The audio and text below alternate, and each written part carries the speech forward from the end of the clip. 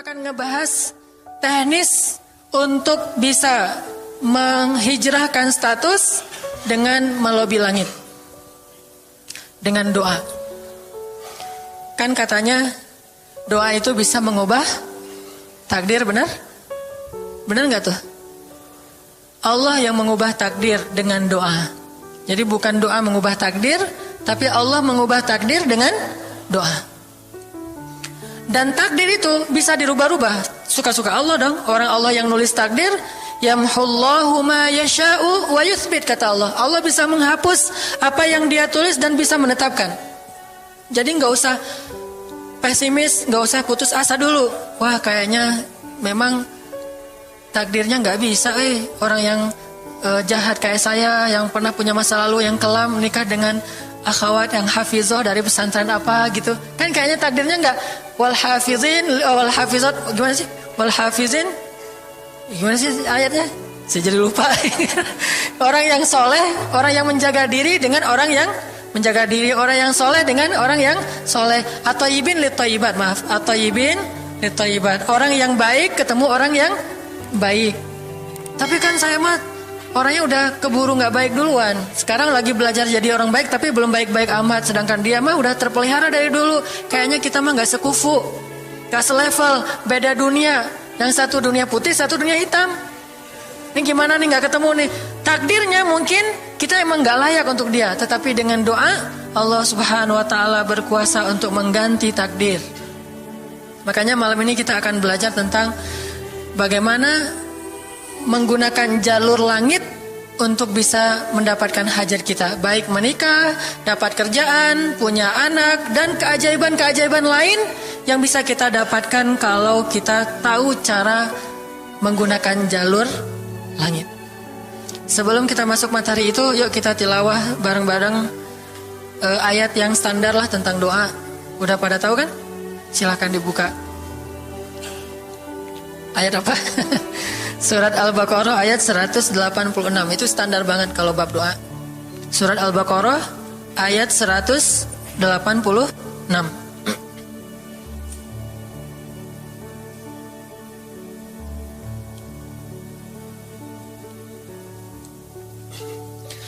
A'udzu billahi minasy syaithanir rajim. Enggak?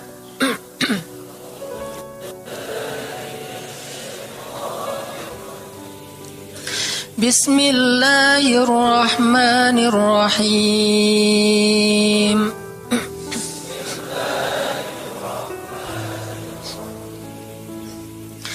Wa idza sa'alaka 'ibadi 'anni fa inni qarib.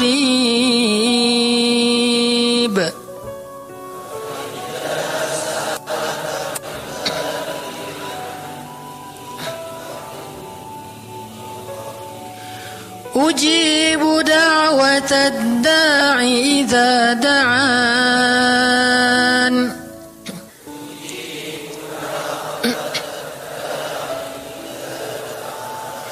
فَلْيَسْتَجِيبُوا لِي وَلْيُؤْمِنُوا بِي لَعَلَّهُمْ يَرْشُدُونَ.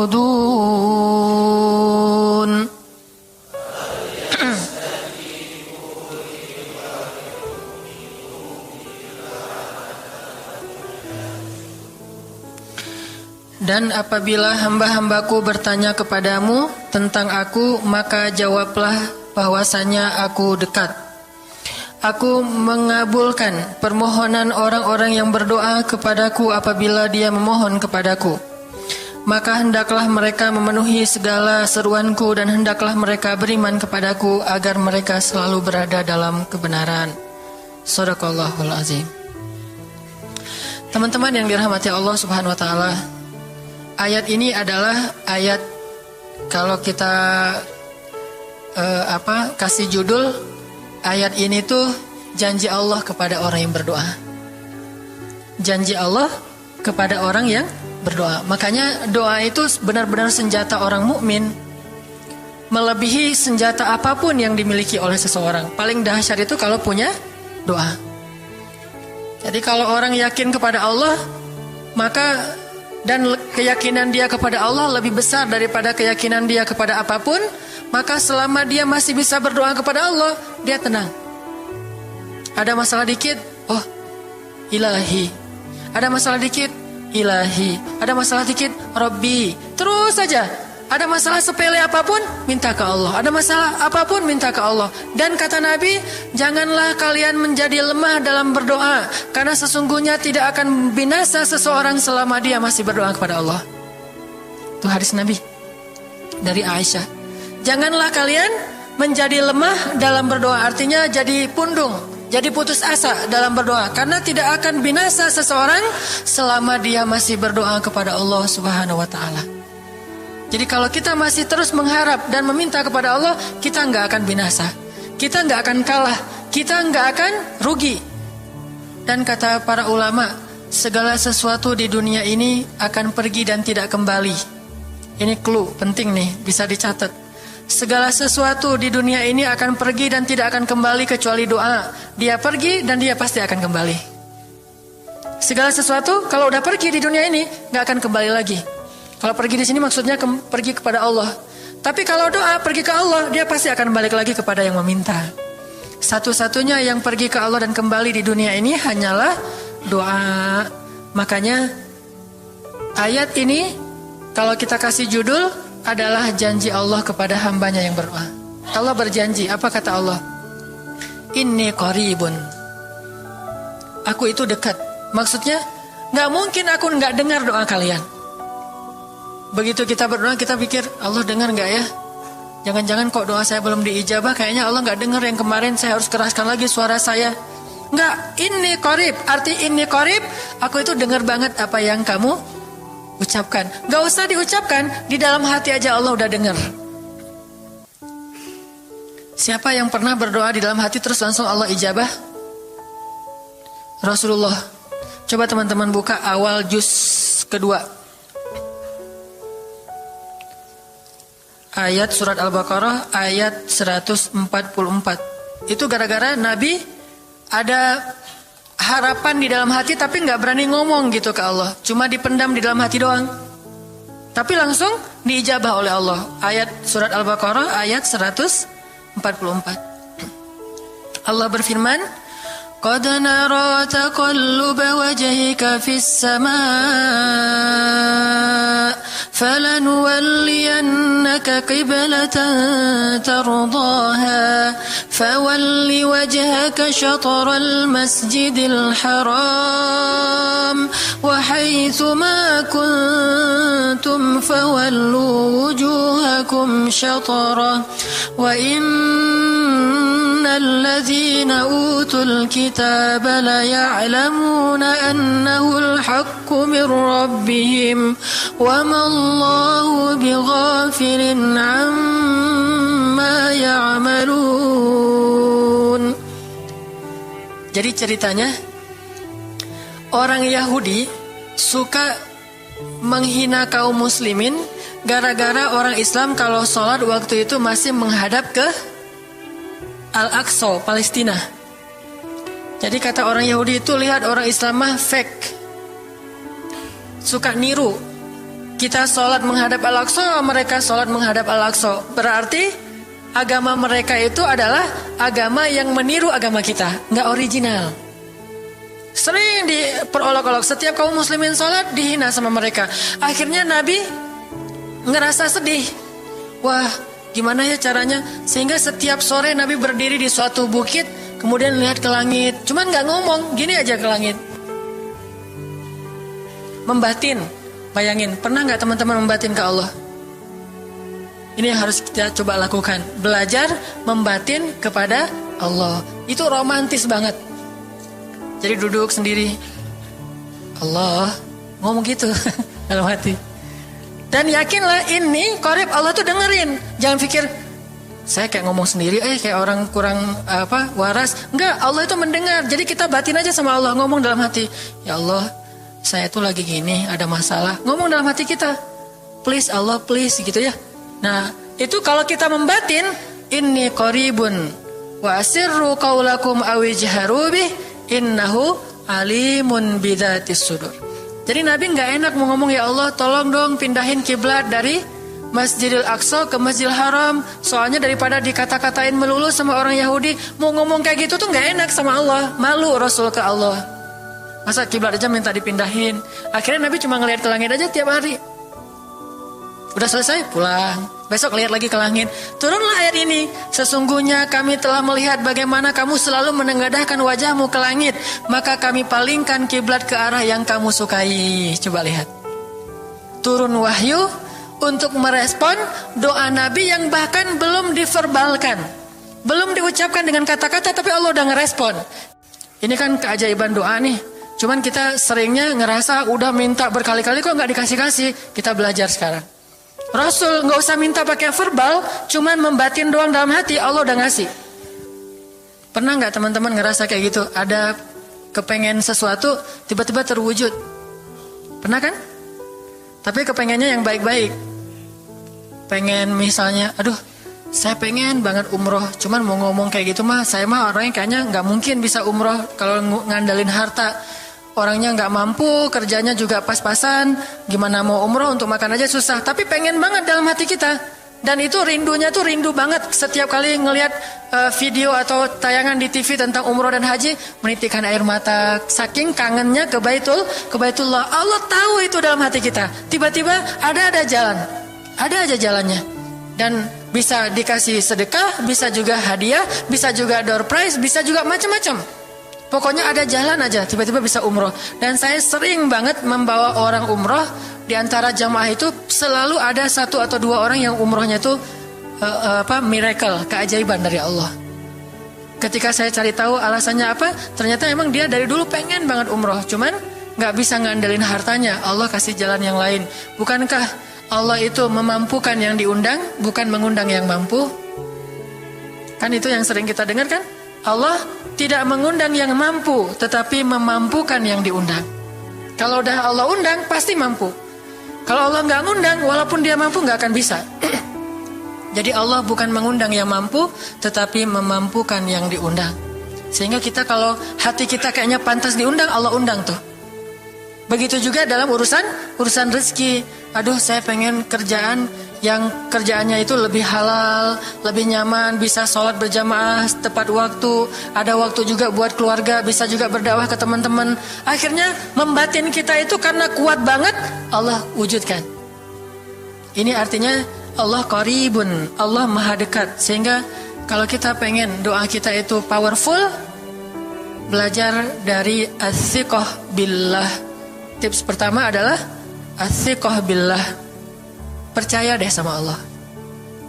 Percaya sama Allah. Jangan berdoa dengan ragu-ragu.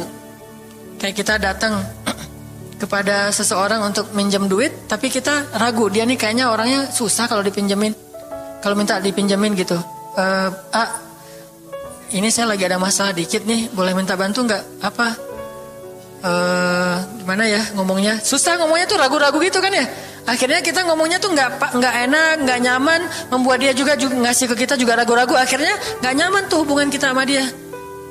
Tapi kalau kita yakin banget sama dia orangnya baik, kalaupun dia nggak ngasih dengan cara yang kita minta, kita yakin bahwa dia tuh pasti akan nolong kita. Sehingga kita akan curhat masalah kita itu dengan tulus, bahwa kita punya masalah kayak gini-gini, bukannya kita mau minta-minta, cuman sifat dari manusia itu saling tolong menolong. Kita beritahu masalah kita dan kita yakin dia pasti akan nolong kita. Kalau nggak bisa ngasih duit, dia akan minta tolong kepada orang lain yang mungkin bisa membantu kita. Dia akan ngasih link, dia akan memediasikan kita.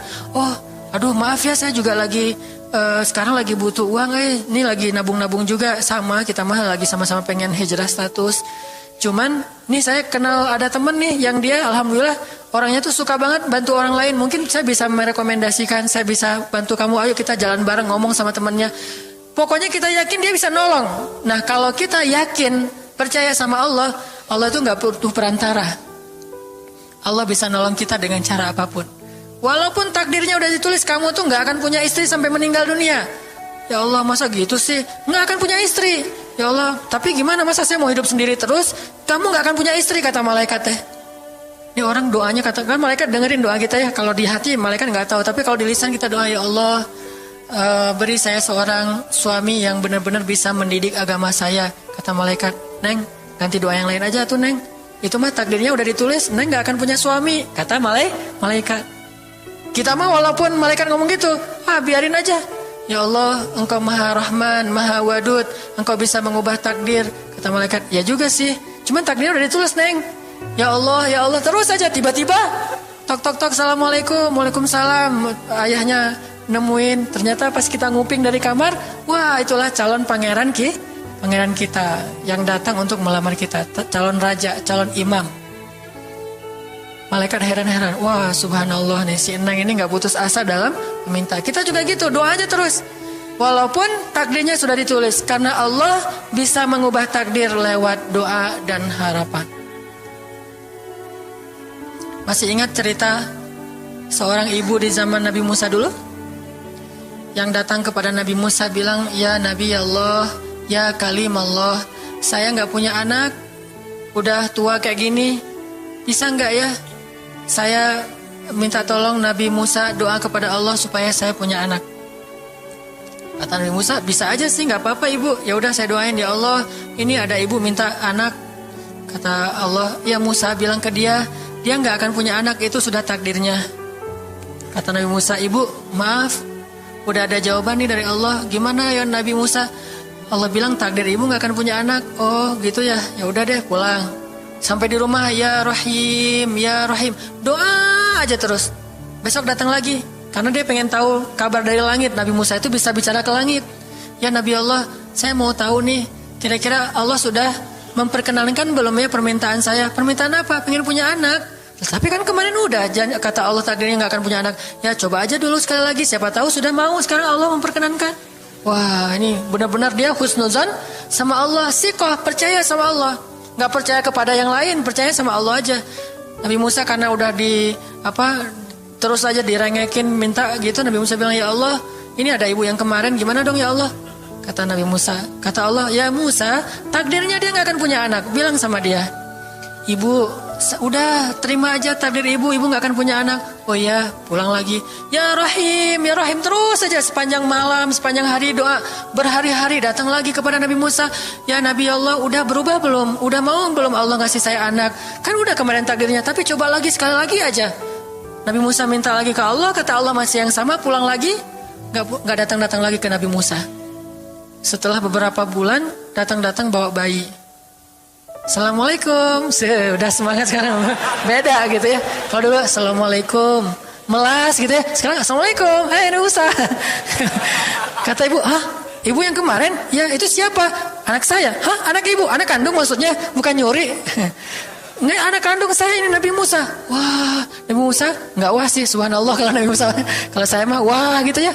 Kalau Nabi Musa, masya Allah. Nabi Musa tanya ke Allah, ya Allah, itu ibu yang kemarin katanya takdir nggak akan punya anak, kok bisa punya anak? Ceritanya gimana Allah? Ceritain dong. Saya kok nggak update gitu informasinya, kata Nabi Musa.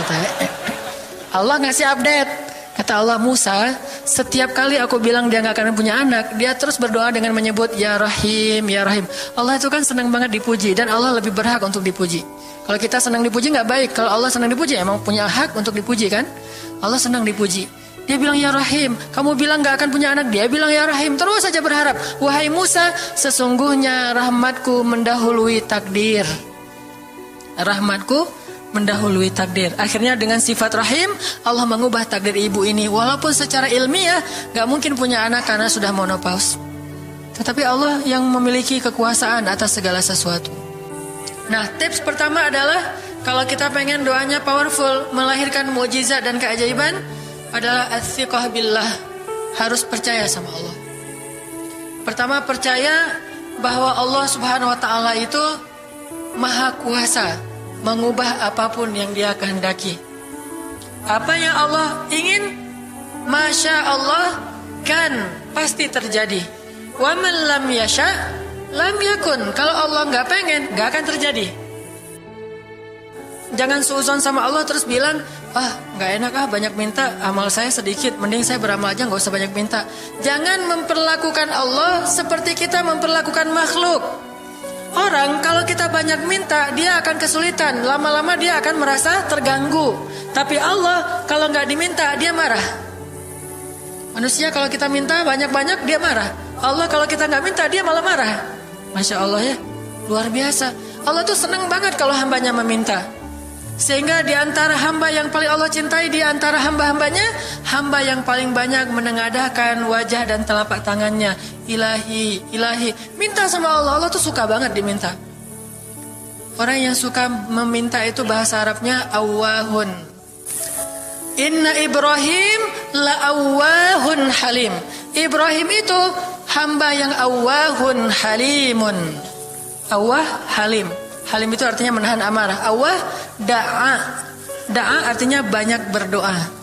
Kalau da itu berdoa. Kalau da'a senang banget doa. Ada masalah dikit, ilahi, Rabbi, ngadu aja ke Allah, manja gitu. Dan Allah tuh senang banget dengan hamba yang kayak gitu. Sehingga sampai Nabi mengatakan, mintalah kepada Allah walaupun cuman garam. Garam aja minta ke Allah. Sepele banget masalah kita. Ya Allah, mudah-mudahan nanti nggak macet ya. Minta sama Allah. Kok macet ya Allah? Ya biar kita sabar.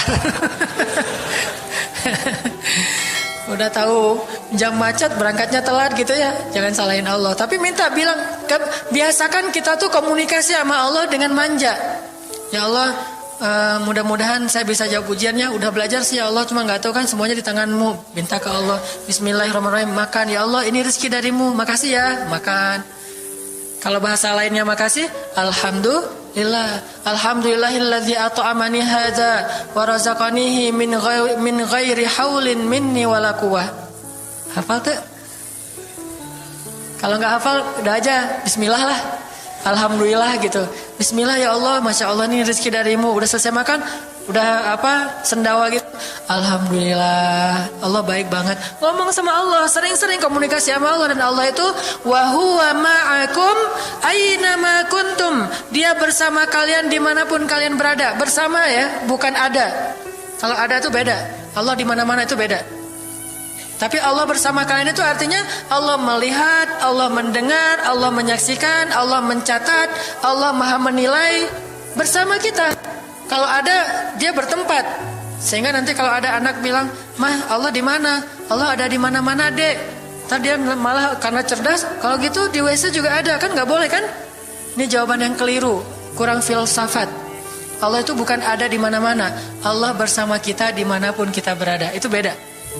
Kalau bersama, ma'iyah artinya Allah melihat, menyaksikan, mendengar, menghargai, dan terus memelihara dimanapun. Sehingga nggak usah khawatir bahwa ini mah nggak di masjid, nggak apa-apa. Selama bukan di tempat yang najis, seperti di kamar mandi atau di mana yang tempat-tempat yang nggak boleh, kita itu mah nggak.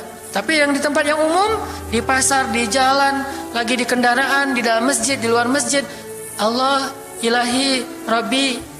Kalau perlu lebih lebih manja lagi, pakai irama dikit. Allah, gitu. Kayak orang manggil temennya gitu. Atau kita miss call Allah dulu. Ya Allah, udah nggak ngomong apa-apa. Itu miss call. Miss call Allah. Ngapain miss call? Caper, kangen sama Allah. Allah, Allah, gitu lagi. Itu zikir kan? Allah, Allah, Allah. Kata Allah, ada apa hambaku? Allah lagi, Allah lagi, Allah lagi. Terus saja Allah di miss call berkali-kali. Pas Allah buka, wah 100 miss call. Allah 100 kali zikir. Udah 100 kali miss call, Allah yang telepon balik. Ada apa hambaku? Wah, ditelepon sama Allah.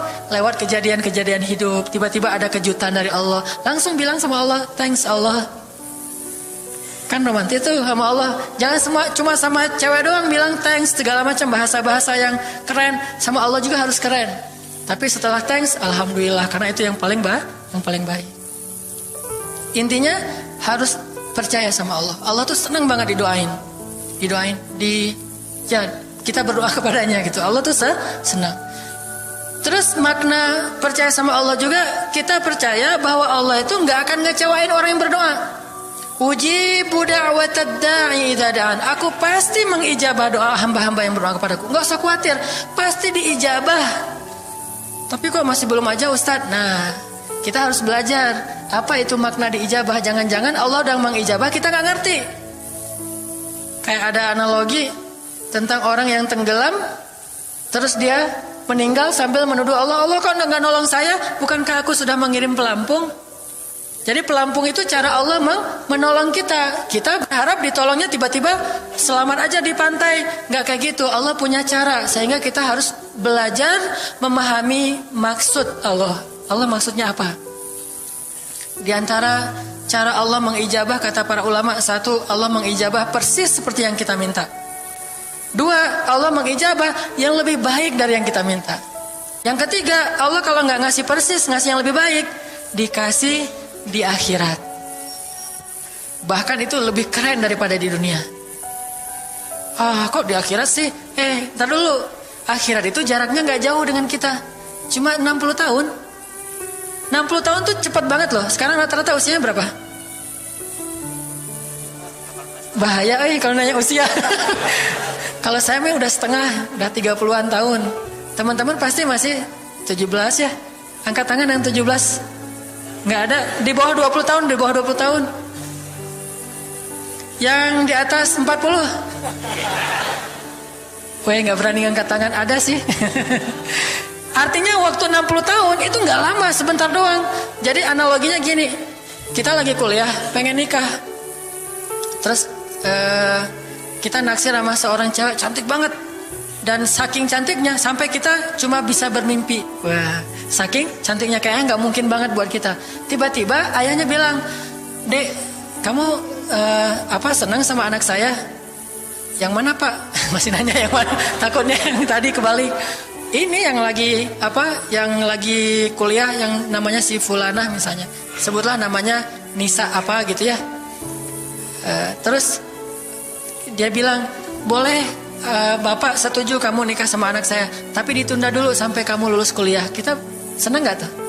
Sampai lulus kuliah, gak apa-apa. Masa kita bilang, gak mau Pak kalau lulus kuliah, mending gak usah deh, saya mau yang sekarang. Pasti gak gitu kan? Karena kita tahu ini cantik banget, keren banget, soleha banget, idola banyak cowok-cowok di kampus, dikasih buat kita. Syaratnya cuma satu, tunggu lulus kuliah 4 tahun lagi. Pasti kita akan sabar banget menanti itu. Gak mungkin kita bilang, "Pak, Bapak kalau nawar yang serius dong, 4 tahun mah lama tuh Pak." Yang kedua, tips supaya doa kita powerful. Kalau doa sama Allah itu yang romantis. Bahasa Arabnya munajat, curhat sama Allah. Dan doa itu ibadah, bukan sekedar permintaan, bukan cuma request, tapi ibadah. Jadi kalau orang rajin doa sama Allah itu akrab sama Allah. Dan kalau akrab jadi romantis sama Allah, enak gitu, hubungannya dengan Allah tuh adem banget, nyaman banget. Pas dia berdoa, "Ilahi," gini ngomong kayak Nabi Zakaria yang tadi di surat Maryam pas sholat rakaat kedua. Apa kata Zakaria? Ini bentuk curhatnya Zakaria.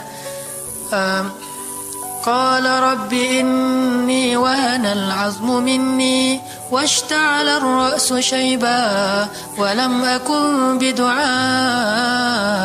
rabbi syaqiyya. Nabi Zakaria doa romantis, suaranya pelan.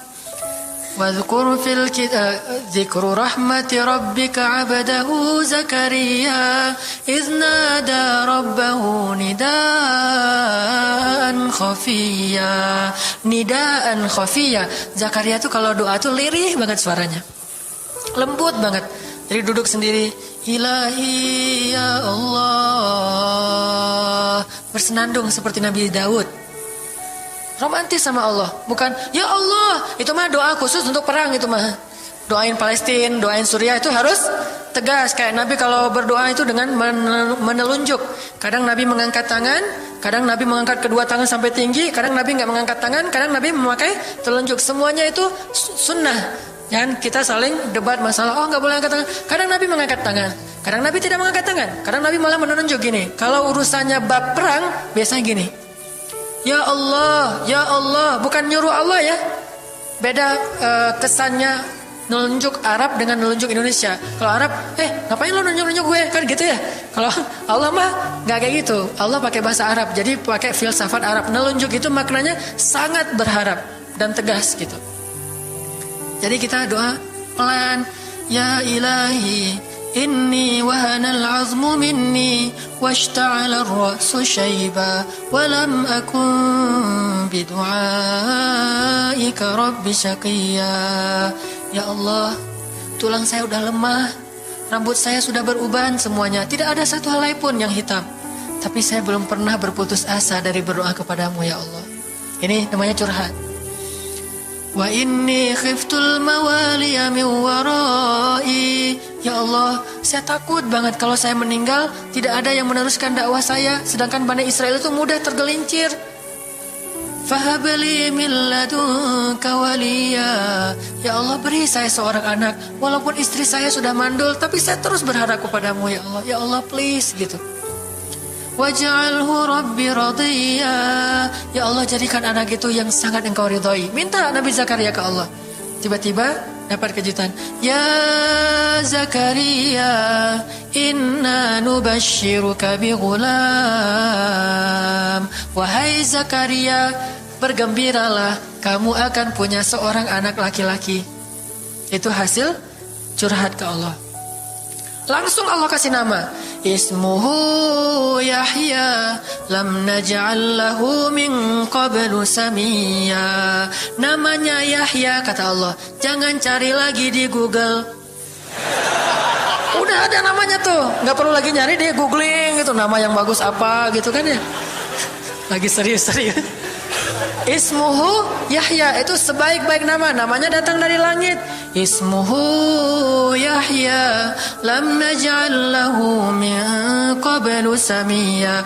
Belum pernah ada anak sesoleh dia di muka bumi. Wah, ini first nih, anak paling soleh. Terus kata Allah, wahananan, anaknya lemah lembut, wazakatan, anaknya suci, wataqiya, anaknya bertakwa, namanya Hanan At-Taqi.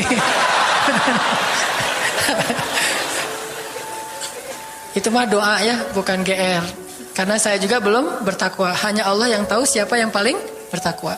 Terus apalagi sifatnya? Wa barram biwalidayhi. Anaknya sangat berbakti kepada orang tua. Allah kasih spesifikasi anak yang Allah pengen ngasih ke Zakaria. Itu luar biasa sifat-sifatnya. Wa barran biwalidayhi, enggak pernah nyakitin orang tua. Walam yakun jabbaran 'asiyya, enggak pernah berlaku kasar, tidak pernah bermaksiat, enggak pernah berdosa tuh Yahya. Wassalam, Allah menjaga dia. Wassalamun alaihi yauma wulida, Allah jaga dia ketika dia lahir. Wa yauma yamutu, ketika dia wafat. Wa yauma yub'atsu hayya, ketika dia dibangkitkan. Wah, ini dijamin dunia akhirat sama Allah. Hasil munajat. Allah kasih kejutan yang paling istimewa. Makanya bermunajatlah kepada Allah. Ya Allah, titikkan air mata, ngomong sama Allah masalahnya apa. Ya Allah, saya pengen nikah banget. Bukan apa-apa ya Allah, saya pengen punya keturunan yang soleh-solehah. Saya pengen sholat berjamaah waktu tahajud. Saya pengen diimami oleh seorang imam yang baik bacaannya, yang soleh. Saya pengen mendidik anak saya berdua dengan pasangan saya. Saya pengen yang baik-baik, sebutin. Pengennya kita, hajat kita itu apa. Cuman ya Allah, saya kurang modal. Ngomong Allah kayak gitu. Gak apa-apa pakai gaya-gaya kita sendiri, gaya Sunda, gaya apa, bebas lah. Ya Allah, kurang modal banget, gimana nih ya Allah, tapi kan engkau maha kaya ya Allah, bilang gitu. Dan Allah akan mengatakan, lihat hambaku memujiku. Kan kayak kita bilang alhamdulillahi rabbil alamin, Allah bilang hambaku memujiku. Ar-Rahmanir Rahim, hambaku mengagungkanku. Maliki yaumiddin, hambaku gimana sih hadisnya tuh, kan gitu kan ya. Allah merespon setiap ucapan hambanya. Jadi kita bilang, tapi kan engkau maha kaya ya Allah. Oh iya benar. Cuman saya belum juga nemu siapa calonnya ya Allah. Nah, tapi kan engkau maha tahu ya Allah. Oh iya. Nanti Allah tiba-tiba dalam mimpi disebutin gitu. Wah, jelas spesifikasinya, wajahnya kayak gini, senyum-senyum ke kita di dalam mimpi gitu ya. Terus kasih kartu nama. Pas kita bangun ternyata kartu namanya ada di tangan kita. Cie, kayak di film. Bisa gitu. Tiba-tiba ke save di HP kita ada nama yang saya perasaan nggak pernah nge-save nomor ini deh. Malaikat yang nge-save. Itu semuanya mukjizat dari Allah. Nggak usah khawatir. Allah punya cara. Tadi mah walaupun herai, tapi sebetulnya pesannya adalah Allah itu punya banyak cara untuk menolong hambanya. Tidak usah kita atur gimana caranya. Bukan kita yang mengatur caranya, kita hanya bermohon kepada Allah. Allah yang punya sekian banyak cara. Allah bisa pakai cara ilmiah, bisa cara yang tidak ilmiah, bisa cara yang berlawanan dengan ilmiah. Ilmiah itu kan ciptaan Allah. Jadi jangan mengukur dengan logika kita. Tapi mengikhtiar dengan logika kita harus. Kalau ikhtiar harus ilmiah. Tapi kalau iman gak perlu ilmiah. Sakit, ikhtiarnya ke dokter, tapi yakinnya nggak boleh yakin sama dokter. Ikhtiarnya seilmiah mungkin, tapi imannya nggak boleh ilmiah, rabbaniyah. Allah berkuasa dengan ilmiah, tanpa ilmiah bertentangan dengan ilmiah. Allah bisa menciptakan seseorang dari ayah dan ibunya, bisa tanpa ayah tapi punya ibu doang seperti Isa, atau bisa nggak punya ayah nggak punya ibu seperti Adam. Allah bisa menciptakan onta dari induknya, bisa keluar dari batu seperti untanya Nabi Soleh. Allah maha kuasa, makhluk tidak kuasa. Minta sama Allah dengan harapan-harapan yang indah, munajat. Ini sekarang coba kita dengar bagaimana munajatnya Nabi ketika pulang dari Taif. Nabi itu kan sedih banget pulang dari Taif. Luar biasa dihinanya oleh orang-orang Taif. Di antara penghinaan orang Taif yang masih terekam oleh sejarah itu, orang Taif mencemooh Nabi dengan mengatakan, emangnya benar kamu itu, emangnya benar Allah mengangkat kamu jadi nabi? Itu penghinaan, dihina gitu. Muhammad, beneran gitu Allah mengangkat kamu jadi nabi? Kayak gak ada orang lain, kata orang Taif. Terus ada lagi yang bilang, Muhammad, kalau kamu itu seorang nabi, saya tidak berani ngomong sama kamu, nanti saya terkutuk. Tapi kalau kamu bukan nabi, pendusta, ngapain juga saya ngomong sama kamu? Jadi mending gak usah ngomong aja daripada ngomong dengan pendusta. Intinya dia gak mau ngomong sama nabi, tapi meracau. Dia bilang, kalau kamu nabi, kalau saya berdebat kamu, saya akan dikutuk. Kalau kamu bukan nabi, berarti kamu pendusta. Ngapain juga saya berdebat sama kamu, menghina. Ada yang bilang, hei Muhammad, pergi kamu, jangan dekat-dekat dengan kampung kami. Disuruh anak kecil mengusir Nabi. Bayangin, bagi orang semulia Rasulullah diusir oleh anak kecil, dikejar-kejar pakai batu kerikil, dilemparin. Itu luar biasa, berat banget perasaan beliau. Sama anak kecil, sama perempuan, sama budak-budak. Yang laki-lakinya tuh hanya bersorak di belakang. Perempuannya, bagi orang Arab, dihina oleh perempuan. Itu luar biasa penghinaannya. Makanya di Mesir, pengalaman saya ketika di Mesir, orang Mesir itu paling takut sama cewek. Di pasar kalau ada ibu-ibu yang belanja, Mang, bungkusin yang ini. Dibungkusin. Gak jadi deh, yang itu aja. Bungkus lagi. Kayaknya, gak jadi yang itu aja. Sampai 3 kali, si emangnya gak boleh marah. Kenapa? Cewek. Itu di Mesir tuh. Kalau di kita, wah udah habis itu. Gak usah cewek yang sebaya, ibu-ibu aja bisa dihina di kita kan ya, nggak menghormati orang tua. Kalau di Mesir, perempuan apalagi yang udah umur usia orang tua itu sangat dimuliakan. Naik bus gitu, ada ibu-ibu orang Mesir kan gede-gede tuh, naik bus. Ya naik bus aja, naik damri gitu susah. Akhirnya barang-barangnya pada diambil sama orang-orang di dalam. Dia naik sendiri, bismillah, masya Allah, gitu-gitu orang Mesir teh kalau lagi naik damri. Pas sudah di atas, semua orang berdiri mempersilahkan dia pilih tempat duduk yang mana.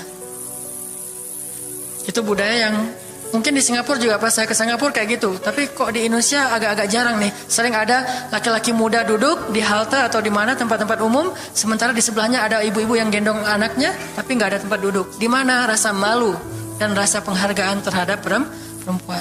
Makanya kalau sampai seorang ribut dengan perempuan di tempat umum, itu di Mesir aib banget.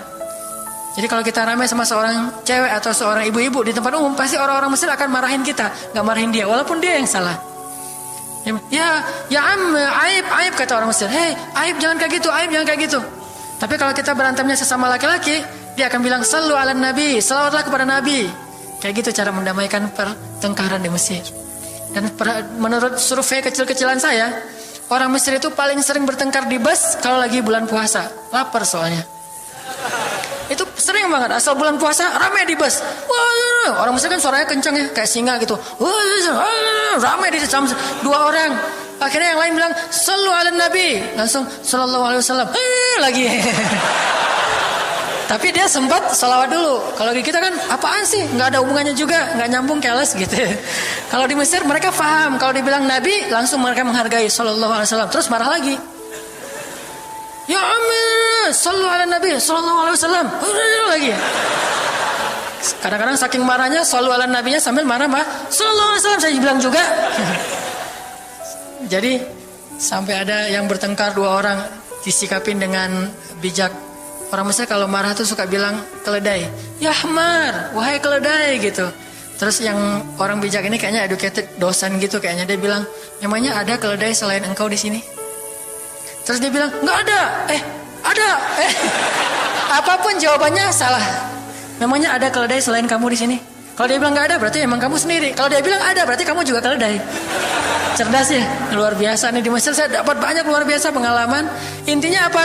Perempuan yang mengusir Nabi di Taif, perempuan, anak-anak, budak. Coba gimana perasaan Nabi?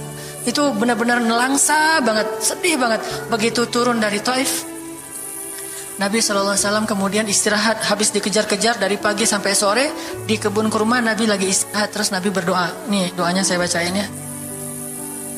Wahai Robku, kepada engkaulah aku adukan kelemahan tenagaku dan kekurangan daya upayaku. Wahai Robku, engkaulah yang maha rahim, engkaulah pelindung orang-orang yang lemah, engkaulah penciptaku. Kepada engkau aku berserah diri ya Allah. Kepada musuh, kepada siapa engkau akan menyerahkanku ya Allah? Kepada musuh yang akan mencelakaiku, atau kepada keluarga yang akan membantu urusanku? Tapi apapun itu, tidak ada keberatan bagiku, asal engkau tidak marah kepadaku. Mau diserahin ke musuh, gak apa-apa ya Allah. Mau diserahin kepada keluarga juga gak apa-apa, yang penting kau gak marah ya Allah. Ini bahasa Nabi. Terus Nabi bilang, sedangkan kasih sayangmu maha luas bagiku, aku berlindung dengan cahaya wajahmu yang mulia, yang menyinari langit dan menerangi segala yang gelap, dan atasnya lah teratur segala urusan dunia dan akhirat. Dari engkau menimpakan atas diriku kemarahanmu, aku berlindung dari kemarahanmu ya Allah, dari juga azab-azabmu. Kepada engkaulah aku adukan perihalku, sehingga engkau ridho. Tiada daya dan upaya melainkan dengan kekuasaanmu ya Allah. Tapi ini kalau kita baca dengan versi Arabnya lebih romantis lagi. Versi terjemah memang agak kaku. Kalau kita tahu bahasa Arabnya, ya Allah, tidak masalah aku diperlakukan kayak gini. Tidak masalah aku diusir, aku dihina, aku disakiti, aku dilempari, aku dikejar-kejar. Yang penting engkau tidak marah kepadaku. Coba, gimana Nabi itu cinta sama Allah. Mendengar doa Nabi yang romantis banget sambil menitikan air mata, tubuhnya banyak bekas luka lemparan batu, bajunya itu kotor. Malaikat itu sampai gak tega, sampai Jibril turun. Wahai Muhammad, kata Jibril. Ya Rasulullah, wahai kekasih Allah, kata Jibril. Allah maha mengetahui apa yang telah terjadi pada dirimu terhadap orang-orang ini. Allah telah memerintahkan malaikat gunung untuk mentaati perintahmu ya Rasulullah, kata malaikat. Jadi kayak ada seorang anak yang nangis sedih, tiba-tiba datang ayahnya ngelus-ngelus gitu, menenangkan dia. Ya Rasulullah, Allah udah memerintahkan malaikat gunung kok, jadi menghibur gitu. Jangan sedih ya Rasul, jangan sedih, gak apa-apa, itu malaikat gunung udah siap tuh, apapun yang kamu perintahkan. Langsung malaikat gunung siap-siap gitu. Terus kata malaikat gunung, ya Rasulullah, wahai kekasih Allah, perintahkan saja kepada kami apapun. Jika engkau mau, kami akan timpakan 2 gunung ini kepada penduduk Taif, sehingga mereka mati terhimpit oleh gunung-gunung yang kami timpakan. Perintahkan ya Rasulullah, perintahkan. Kata Rasulullah, tidak wahai para malaikat. Kalaupun mereka tidak beriman hari ini, aku berharap kepada Allah, anak cucu mereka kelak akan beriman. Nabi gak sakit hati kepada orang Taif. Dan Nabi juga tidak marah kepada Allah ketika beliau diperlakukan oleh hamba-hamba Allah kayak gitu. Tetapi yang penting Allah jangan marah sama saya ya. Kalau bahasa kita mah, ya Allah maaf ya saya jadi kayak gini nih. Tapi Allah gak marah kan? Gitu banget tuh sama Allah coba. Dia udah habis-habisan, kemudian belum berhasil dakwahnya, masih takut sama Allah. Kayak kita ngedakwahin teman kita, terus kita dicela sama teman kita, dimusuhi oleh teman kita gak marah sama dia, gak marah sama Allah. Gak bilang, Allah itu sih susah ya dakwah. Gak ngomong kayak gitu. Ya Allah maaf ya dia belum menerima dakwah saya. Ini pasti karena saya gak benar nih nyampainnya. Ya Allah jangan marah ya sama saya, besok saya coba lagi gitu sama Allah. Terus ke orangnya gak marah karena mungkin dia fa'innahum la ya'lamun, mereka tidak mengerti. Besok akan dicoba lagi, didakwahin lagi, diajak lagi. Terus aja kayak gitu. Ini munajat Nabi kepada Allah SWT. Sehingga gara-gara munajat itu malaikat turun. Sama kayak munajat curhatnya Nabi Yunus. La ilaha illa anta subhanaka inni kuntu minadh dhalimin. Subhanallah. Nabi Yunus tuh bermunajat di dalam perut ikan, lirih banget, suaranya tuh pelan banget. Tapi suara yang pelan itu menggetarkan arasy Allah Subhanahu wa taala. Kita udah teriak-teriak pakai mic, nggak ada yang bergetar.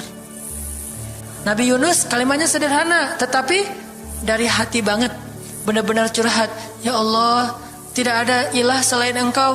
Aku ini udah zalim terhadap diriku sendiri. Ya Allah, maafin saya, maafin saya. Subhanallah, subhanallah, Engkau maha suci, saya ini kotor. Engkau maha suci, saya ini kotor. Terus saja sampai suara Nabi Yunus di dalam perut ikan, di dalam laut yang dalam itu menggetarkan arasy Allah di langit ketujuh. Tiba-tiba malaikat arasy bertanya, suara siapa ini ya Allah? Begitu indah, begitu lembut, meminta ampun kepadamu ya Allah. Kata Allah, itu suara hambaku Yunus. Apa yang dia minta ya Allah? Dia minta ampun kepadaku. Ya Allah, please ampunin dia ya Allah, please. Kata malaikat-malaikatnya. Semua malaikat meminta ampun untuk Yunus alaihissalam. Sehingga kemudian Allah mengatakan, ya sudah, aku ampuni dia. Tiba-tiba Nabi Yunus diselamatkan. Curhat sama Allah. Kalau ada masalah, bilang ke Allah. Apapun, ya Allah. Duduk sambil bersandar di pohon. Ya Allah, coba buka surat Al-Qasas. Gimana Nabi Musa itu suka curhat kepada Allah. Surat Al-Qasas, surat 28 ya. Ayat nih ya. Ayat 16 coba. Ketika Nabi Musa nggak sengaja bunuh orang Kipti, Egyptian. Rabbi, ini zalamtu nafsi, faghfirli ya Rabbi. Ya Rabbi, saya tuh udah zalim, maafin saya ya Allah, ampuni saya. Ada masalah dikit, ngomong ke Allah. Habis ada kesalahan, ngomong ke Allah. Terus dia bilang lagi, Rabbi, ayat 17, bima an'amta alayya falan akuna zahiran lil mujrimin. Ya Allah, janganlah Engkau jadikan aku termasuk orang-orang yang berdurhaka atau berbuat dosa. Udah. Terus ada masalah lagi. Nabi Musa diusir dari Mesir, dikejar-kejar sama tentara Firaun di ayat 21. Apa kata Musa? Rabbi, najjini minal qaumiz zalimin. Ya Rabbi, selamatkan saya dari orang-orang yang zalim. Ngomong lagi ke Allah. Udah, Nabi Musa pergi sekarang. Kemana perginya? Dari Mesir ke Yordania, Madian kalau bahasa dulu. Pergi tuh. Begitu pergi ke Madian, bilang lagi ke ayat 22. Asa Rabbi ayyahdiyani sawa asabil. Mudah-mudahan Allah kasih saya jalan ya. Ya Allah, tunjukin dong saya jalan harus kemana nih. Saya nggak tahu harus kemana larinya. Allah tunjukin. Jalan sampai ke Madian. Begitu udah selesai adegan menolong dua orang perempuan yang sedang memberi minuman ternak, Nabi Musa capek kan? Udah seharian jalan, kemudian kurang makanan, sendiri, nggak jelas negeri yang beliau tuju. Akhirnya beliau bersandar di sebuah pohon di ayat 24. Terus beliau mengatakan, Rabbi, inni lima anzalta ilayya min khairin faqir. Ya Allah, saya butuh banget kebaikan darimu ya Allah. Saya sekarang lapar, saya haus, saya nggak punya tempat tinggal. Saya sangat butuh kepada kebaikan darimu. Bilang ke Allah. Tiba-tiba habis doa kayak gitu, datanglah cewek itu dengan malu-malu kan. Ayat berikutnya, ternyata cewek itu adalah bakal jadi istri Musa. Jadi kalau ada apa-apa bilang ke Allah. Gak sengaja ngelihat Instagram, oh ada yang cantik, Rabbi, yang ini nih, yang saya gak sengaja gitu. Tapi jangan dikepoin ya, dan jangan terlalu lama ngelihatnya, sekilas saja. Atau minimal kalau nggak yang ini, yang kayak gini, ya Allah, ya Allah, gitu. Ngomong nanti ketika selesai sholat. Makanya banyak-banyak doa sama Allah. Dan yang romantis, yang lembut, banyak-banyak berzikir. Jadi sebelum doa itu tasbih dulu. Tasbihnya dengan bahasa yang kita nyaman. Subhanallah, subhanallah boleh. Atau dinyanyikan juga nggak masalah dengan suara yang baik. Bukankah Nabi menyuruh kita menghiasi Al-Quran itu dengan suara kita? Dan diantara isi Al-Quran adalah zikir. Kita bisa bilang Subhanallah, Subhanallah, Subhanallah. Coba kayak gitu malam hari sendiri. Pasti orang yang lewat dekat rumah kita bakalan lari gitu ya, dikirain ada soal. Malam hari zikir di kos-kosan gitu, pada teman-teman pada kabur semuanya. Dikirain ada yang gentayangan. Subhanallah, subhanallah, subhanallah. Jadi kalau teman-teman bersiul, bersiullah dengan zikrullah. Daripada kita bersiul dengan lagu-lagu yang misalnya hanya irama biasa kan ya. Saya udah gak hafal ya lagu-lagu terbaru. Yang dulu-dulu mah yang saya tahu paling kau hancurkan hatiku, hancurkan ya. Nah gitu aja bersiulnya di mobil, kau hancurkan hatiku. Mending kita subhanallah, subhanallah, subhanallah, subhanallah, subhanallah, subhanallah. Biasain aja bersiul dengan nama Allah.